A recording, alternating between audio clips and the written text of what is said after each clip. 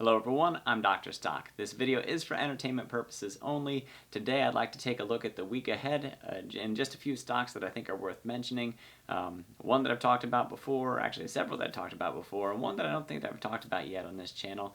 But I think that we have some good reason to believe that there'll be a little bit of momentum in the stock prices this week. So without further ado, let's get ready to rock.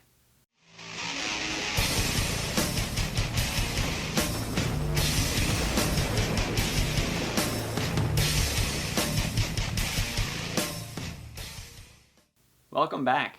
Before I get started, I'd like to say I've been officially announced as the most handsome YouTuber that happens to be on all of YouTube, at least according to my mother.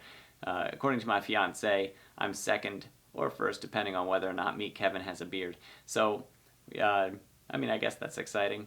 If you guys are interested in checking out my Patreon, the link is down in the description. You can go down there. I have my growth portfolio over there, my dividend portfolio over there. I also put up a weekly watch list of stocks that we're watching throughout the week, and a lot of those are the ones that I put up, and there's also some patron submitted stocks that you'll also find there as well. And if you join us, you can also put up stocks into that watch list that are ones that you would also like to keep an eye on for the week. So come on over, check that out. There's also a private Discord where we talk stocks all week long, and that's a really nice place to be. I put my buy and sell alerts there for the stocks when I buy them, when I sell them. You can see all that stuff happening. Also down in the description is a link for Webull. By signing up and depositing $100, you get 2 free stocks, valued up to a total of $1,850. I get 2 free stocks for the referral, so thank you ahead of time for that support. Last thing, subscribe, hit the notification bell, hit the like button, share it with your friends.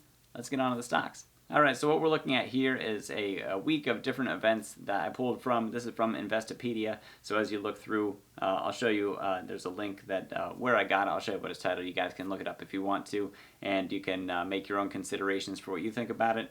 So for this one, I just highlighted a few things out of their bullet points. So the New York Empire State Manufacturing Index for signs of economic growth there. Also on Tuesday, March 16th, I think that retail is going to be huge. Something that we're looking for there is whether or not the spending that we saw increase in January as per the stimulus, was it strong enough to carry through into February? So what we're looking for is continued strength in retail, and whether or not the stimulus had a lot to do with that. And we'll see if that happened to trail off or if it kept strong. Depending on how it compares, that could be something that really impacts the market, because again, it goes back to signs of growth and recovery from the pandemic. Also, same thing for the U.S. Industrial production. By Wednesday, we start to get into the really important stuff. As for the housing market that we have, mortgage companies, real estate companies, this could be something that really has to do with the stock market there, so keep an eye on those as well. And then the big one here is the U.S. Federal Reserve. The Open Market Committee statement, the interest rate decision and press conference. I think that's going to be huge, and I think it's going to have a lot to do with the markets, depending on what we find out about those interest rates. On Thursday, just a little bit from around the world with the Eurozone trade balance, Bank of England with quantitative easing. We can use that for signs of also global economic health, and also maybe a little bit of forecast of what to expect for ourselves as we go forward. And then related to the New York Empire State Manufacturing Index, the Philadelphia one comes in up on Thursday. And then also the Bank of Japanese press conference that we have and their interest rate decision. So those are some of the global impacts that we might have that might have some impact on our market, not necessarily as what we saw on Wednesday, but maybe that would be in there. Job data or jobless claims. I believe that it gets announced on Friday. I'm not totally certain, so double check me on that one. It doesn't seem like it made it onto the list here, but we definitely want to pay attention to that employment rate, because that can also affect the market. Over to the stocks, a few of them that I really wanted to mention. One of them is AVGR, and AVGR has a conference, an investor conference coming up on March the 23rd at 4:40 p.m. Eastern Time. If you go to their site and look up that conference, I believe that you can register for it and you can join it virtually and you can listen to what they have to say.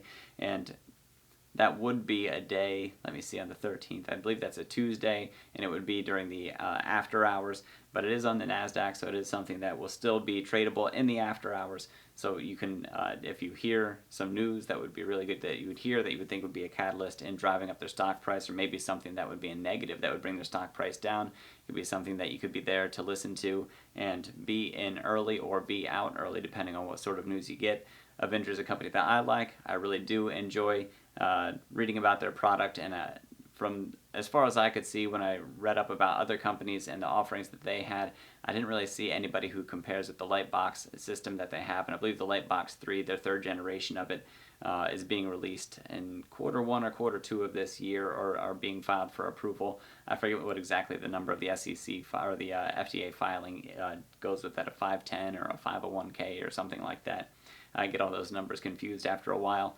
Further patents, further developments, further FDA approvals, especially moving into the coronary artery disease repurposing, I believe is what they're after there, rather than new products themselves. And what we want to see with Avinger, some other things that they're looking for. As per their earnings report, what they need is to further develop their supply chains, and they also need to really push their marketing. I think supply chain is going to be huge, especially the lesson that we learned from pandemic there and what can happen if you don't have the robust supply chains. And then also the marketing that they have moving into full-scale commercialization as they plan to during this year. I think it's going to be an important year, and watching them quarter after quarter, we're looking for that growth to take place to see that they're making as much progress as we expect them making. Right now, the current price target is $2.50, and that's about a 40% upside from their current price. All right, next company, also one that I mentioned, and this goes along with the gambling stocks, GNOG, Golden Nugget Online Gaming. I mentioned on Friday that we want to see them push past that $17 mark, and if we take a look in the after hours, if I go down to the 30-minute chart, you can see in the after hours, 17 was broken, made it up to $17.50. I don't put a lot of faith into that pre-market or after hours trading because it is low volume, but it is somewhat of a sign that there are people out there who think it has some of the potential in order to keep moving. And plus we have this nice little flag formation coming out here during this trading day. So if we're going to see the stock price go up in the near term for Golden Nugget Online Gaming, and I believe over the long term that they should go up with about a 50% upside, a little bit less, 40 to 50% upside from where they're at right now. We need to see them in the short term, if they're going to go up in price, breaking that $17 mark is something that's going to be very important in making that happen. As for companies like DraftKings, you can see they've recently had a fair amount of success with their stock price, and they're sort of hitting resistance as well. They did pop up to $74.09, but you can sort of see this resistance that they have right around the $72 mark. New York is working on their budget, and I believe that it seems like the argument is whether or not online sports betting should be made legal through the state of New York or through the casinos that are within New York. And so I think that that's where a lot of the trouble comes in. If you guys know more about that, certainly put it down in the comments. It's not something that I'm totally well read on, but I do know that there is a push right now to get online sports betting legal, or the mobile using the mobile apps in order to do that, legalized in New York, so that way it doesn't have to go through New Jersey or Pennsylvania being neighboring states. And that legalization could serve as a catalyst for the stock prices that we see with DraftKings, and they're not the only ones. You can also look at Penn National. I believe that they're also named in this, and you can see that they're sort of stalling out a little bit too, or right around the 130, 132-ish mark. And then also MGM, for their BetMGM part of this, they're also in this as well, and you can see again near the top, struggling to break that resistance for this one. It's right around that $39 to $40 a share in order to make it up over that price. I think besides the legalization that's expected to happen throughout the United States, New York being something, I believe they need to pass their budget by, or have their budget submitted by April the 1st. So within the next week to 2 weeks, we should see a fair amount of price action from these companies if that does serve as a catalyst for the stock prices.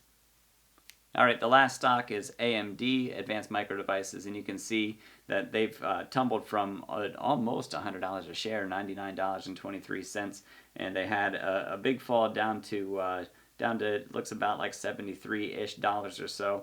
They've made it back to 81, and they are expected to, I think they have an announcement this week about their new chips that they're putting out there, and I don't know, to what degree they're tied with the whole semiconductor shortage, but I believe that there might also be a part of that. However, in the long term, it should be something that evens out for them, and AMD is one of the leaders in their industry for the chips that they produce. If we take a look at the analyst estimates that you see sitting at $81 a share, the 12-month price target, at least as an average out of the 38 analysts that are out there, is 103, and we're still easily at least 20% under that. The high estimate being all the way up at 161, so that would be almost doubling from its current price. So I think that there's a fair amount of upside that we see with that. You can't ignore the fact that there's a low estimate for 17, so there must be a fairly big bearish case there for AMD. However, I believe that they are very strong in their position to continue to be leaders in their industry. And I can easily see them having more bullish behavior coming up over the next few quarters. So I just wanted to zoom out to the weekly chart quick, because if that daily chart kind of paints a kind of a really negative picture, it looked like it was very bearish. And you can see recently it did have that big fall off, but it does have a fair amount of support right around that $73 mark. And so we're not up too much above that. I can't imagine that this would really tumble all the way back down to $17 per share. That would be astounding. That would be back to, it looks like 2019 levels, and I just don't see that for this company. I think that the bearish case overall, when we look at the bigger trend, that AMD continues to be bullish, and I think that they will make it up to those higher price targets, given that 12-month price target about $103, and like I said, that's at least 20% from where it's currently at. Just a quick look intraday to see the sort of price action that it had. You can see that the bulls to end the day are really putting that upward pressure on, and the bears are keeping that squeeze at the top of this thing. We could see it push higher. If we get green for a market bias on Monday, we could easily see this thing go ahead and break up above that 81.22 or whatever that it looks like it was squeezing up on, even into the after hours. So let me summarize. We want to make sure that we're keeping a watch on the different news that can impact the markets, just like I was talking about at the beginning, and other things that might happen to come up that would be less predictable and certainly not scheduled. We also want to keep an eye on AVGR as a company. Like I said, I believe it's the 23rd of March at 4:40 p.m. Eastern Time is when they present at the Investor Relations Conference. I expect that to be good news and affect the price in some way. Either that if we get good news and it takes it up, or we get kind of neutral or less than expected news, which at an investors conference, I can't imagine that they would put anything less than their best show out there. With that price target of $2.50, and we still have a fair amount of room to run to get there. I think right now is a decent price to get in at for that. The gambling stocks, right now, they are up there in price a little bit, but there's still value to be gotten from those, especially as legalization takes place throughout the United States. Some of that might already be priced into the stocks, but it doesn't mean that they're out of room to run. And then finally, AMD, with the announcement of their new chips, we get good information there. That could also be a catalyst that drives up that price in the near term. And even if we hold on to it for longer term, trying to take tax advantages or just wanting to be investors in AMD in the first place, I think that now they're at a very attractive price in order to get in and actually stand to make some gains from that investment. So that's what I have for you today. Remember, down in the description is a link to my Patreon and to Webull. If you want to sign up, deposit your $100, get your 2 free stocks. Thanks for all that. If you haven't already and you'd like to, hit the subscribe button, notification bell, the like button, share it with your friends. Remember, these videos are for entertainment purposes only. Always do your own research and due diligence. Contact a financial advisor before making any financial decisions. I'm Dr. Stock. Thanks for rocking with me. Now go get that money.